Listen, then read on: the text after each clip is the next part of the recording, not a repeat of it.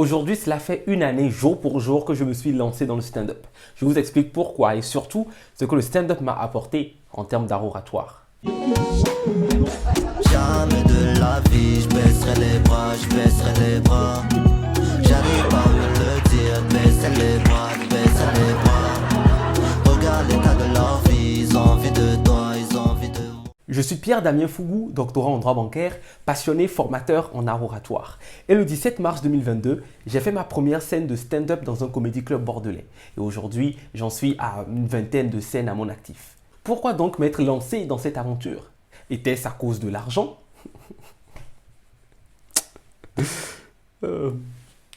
Si je me suis lancé dans le stand-up, c'est parce que non seulement j'aime beaucoup, mais surtout parce que dans toutes mes prises de parole, la piste humoristique me permettait d'accrocher le public afin de leur transmettre au mieux l'information souhaitée. Oui, comme vous vous en doutez, l'humour, ça captive. Mieux, ça capture l'attention, tel un Pokémon. Une année de stand-up pour une blague aussi nulle que Pokémon. C'est quoi ça là? C'est quoi tout ça là même? Bref, j'avais remarqué que l'humour permettait de créer une forte connexion avec le public, laquelle connexion permettant de transmettre une idée et même de faire adhérer l'auditoire à ce que l'on défend. J'ai donc décidé d'améliorer mon registre humoristique dans ma prise de parole afin d'avoir une corde efficace à mon arc d'orateur. Parce qu'il faut savoir que lorsqu'on est dans un événement scientifique ou dans une joute d'éloquence, le public, étant donné qu'il n'est pas là principalement pour rire, il est assez acquis. Parce qu'il suffit d'avoir un brin d'humour pour qu'il rigole assez aisément. Or, dans un comedy club, c'est totalement différent. Les gens sont là pour rigoler et ils exigent, ils demandent un degré d'humour encore plus haut que mon 1m75. Depuis quand on est passé de 1m69 à 1m75?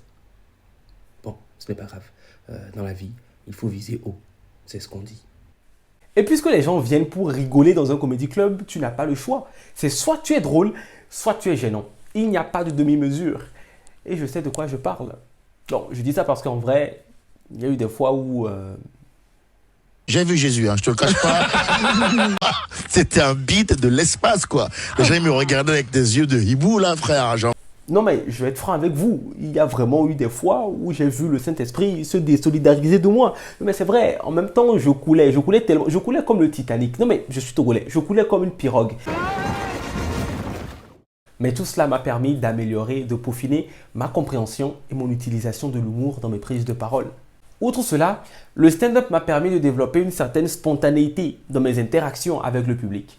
Parce que dans la plupart des prises de parole, l'on ne fait que dérouler son texte et on n'a pas l'habitude d'interagir avec le public. Ce qui donne des situations dans lesquelles, si quelqu'un réagit par exemple, on reste planté comme une igname et on le regarde tout droit dans le blanc de l'œil. Or, en stand-up, c'est totalement différent. Parce qu'il faut prendre en compte le public à 800%. Même lorsqu'on a un texte, il faut toujours prendre en compte le public, prendre en compte un rire exacerbé par exemple, prendre en compte un bide, prendre en compte certaines situations. Donc avec le stand-up, la spontanéité est de mise. Peaufinage de mon humour et développement de ma spontanéité. Voici donc certains éléments que le stand-up a apporté à mon art oratoire. Mais au-delà de tout cela, le stand-up m'a surtout permis de vivre des choses spéciales, de faire des rencontres extraordinaires. Et si je peux te donner un conseil du haut de mon modeste 1m78. Arrête de mentir! Ça te sert à quoi de mentir? Non mais attends. Ça te sert à quoi? Non mais regarde. Mais arrête de mentir, c'est... Mais... Bref, si je peux te donner un conseil, c'est le suivant. Dès lors que tu as quelque chose qui te fait envie et que tu sais que cette chose te sera bénéfique en ce qu'elle te permettra d'acquérir ou de développer certaines compétences, franchement, même si tu as peur de te ridiculiser, même si tu as peur d'échouer ou encore de passer pour quelqu'un d'étrange au regard des autres, saute le pas, lance-toi. Et sache qu'il y aura toujours des personnes sur ton chemin pour t'épauler, pour t'aider.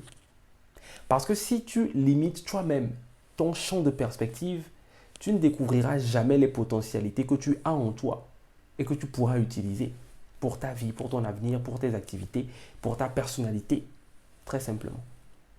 Pour ma part, j'ai sauté le pas et je remercie toutes les personnes qui m'ont aidé dans ce sens. Je remercie tous les comédie clubs qui m'ont accueilli de Bordeaux à Lille, de Limoges à Libourne, de La Rochelle, et j'en passe. Je remercie toutes ces personnes-là qui, dans ce périple humoristique, m'ont permis de développer mon art. Je remercie particulièrement les humoristes avec qui j'ai eu à partager des plateaux, avec qui je partagerai encore des plateaux. Et dédicace particulière à PAJD. Merci beaucoup à lui parce que lors de mes débuts, mes tout débuts, quand j'étais encore très néophyte dans le stand-up, c'est lui qui m'a fait confiance et qui m'a recommandé dans plusieurs comédie clubs. Parce que sans lui, aujourd'hui, je ne sais pas si je serais à cette étape-là. Donc merci beaucoup à lui. Merci surtout à toutes ces personnes qui ont fait partie du public lors de mes prestations. À ces personnes qui m'ont suivi depuis le début, particulièrement à mes amis qui m'ont suivi, mes clients fidèles, ils se reconnaîtront, comme on dit. Merci beaucoup à ces personnes qui font partie de l'aventure et qui continueront d'en faire partie. Alors moi, je suis très content de ce qui est aujourd'hui. Je suis très content de tout cela. Et pour vous dire la vérité, j'ai hâte de ce que l'aventure nous réservera. Je suis Pierre Damien Fougou, doctorant en droit bancaire et l'art oratoire. C'est ma passion.